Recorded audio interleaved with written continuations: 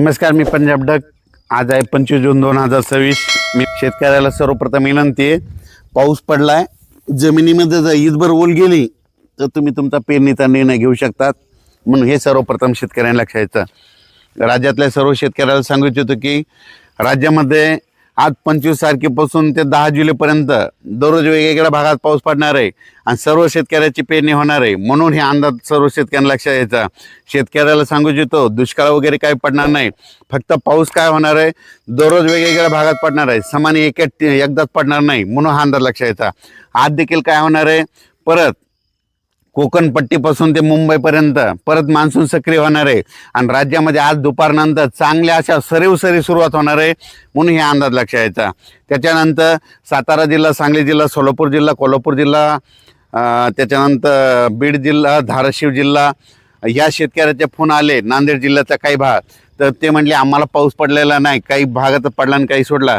तर त्यांच्यासाठी आनंदाची बातमी, आजपासून काय होणार, थोड्या सरी येत्या, पण 26 तारखेपासून म्हणजे उद्यापासून ते डायरेक्ट जवळपास 10 जुलैपर्यंत दररोज तुमच्या भागात देखील पाऊस पडणार आणि तुमच्या शेतकऱ्याची पेरणी होणार आहे. म्हणून ही अंदाज त्या शेतकऱ्यांना लक्षात घ्यायचा. सांगायचं झालं तर आज देखील विदर्भामध्ये 6, 5, 11 जिल्ह्यामध्ये दररोज वेगवेगळ्या भागात विखुरलेल्या स्वरूपाचा पाऊस पडणार, पेरणी योग्य पडणार आहे. तुमच्या शेतकऱ्याची विदर्भातली देखील पेरणी होणार आहे. म्हणून हा अंदाज लक्षात घ्यायचा. विदर्भात देखील काही भागात पडला आणि काही भाग सुटलेला आहे.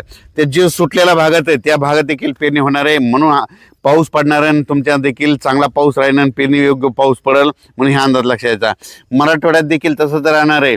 काही जिल्ह्यामध्ये पाऊस पडला, काही गाव सुटलेले आहेत, तर ह्यामध्ये आणखीन 10 दिवसामध्ये त्याच्यामध्ये तुमच्या गावामध्ये बी पाऊस पडणार आहे, तुमची देखील पेरणी लागणार आहे. मराठवाड्यात देखील आज देखील दुपारनंतर काय होईल, सरी येतील आणि चांगला पेरणीयोग्य पाऊस पडेल. म्हणून हे मराठवाड्यातल्या सगळ्या जिल्ह्यातल्या म्हणजे लातूर जिल्हा, धाराशिव जिल्हा, बीड जिल्हा, परभणी जिल्हा, नांदेड जिल्हा, संभाजीनगर, जालना या जिल्ह्यातल्या शेतकऱ्यांनी अंदाज लक्षात घ्यायचा आणि तुम्ही तुमचं पेरणीचं नियोजन करायचं.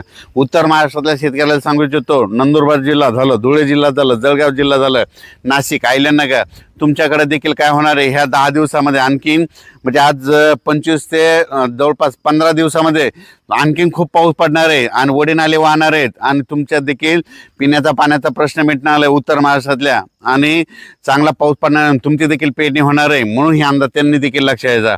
त्याच्यानंतर सांगायचं झालं तर पश्चिम महाराष्ट्र म्हणजे बारामती साईड झालं, राहुरी, त्याच्यानंतर घाटमाता परिसर, पुणे जिल्हा इकडं कडाष्टी, बीड ह्या त्या भागामध्ये अद्याप काही ठिकाणी पाऊस पडला नाही.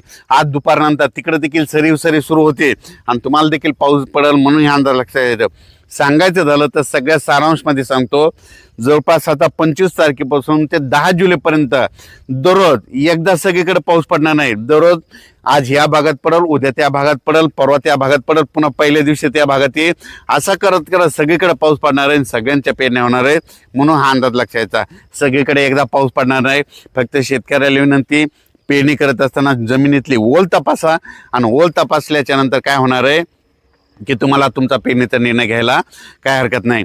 मी देखील आम्हाला पाऊस खूप पडला, ईदभरच्या जास्त ओल आहे, आमच्या इकडं 1 फूट ओल गेली. आम्ही देखील पेरणी करण्यासाठी म्हणून आज जमतं का ट्रॅक्टर, पण या ठिकाणी ट्रॅक्टर चालतच नाही, फसतंय. म्हणून आज देखील आम्ही थांबणार आहे. जर ऊन पडलं तर पेरणीचा आज देखील निर्णय घेऊ, पण सध्या तरी ट्रॅक्टर चालत नाही म्हणून आजच्या दिवस आम्ही पेरणी थांबवलेली आहे.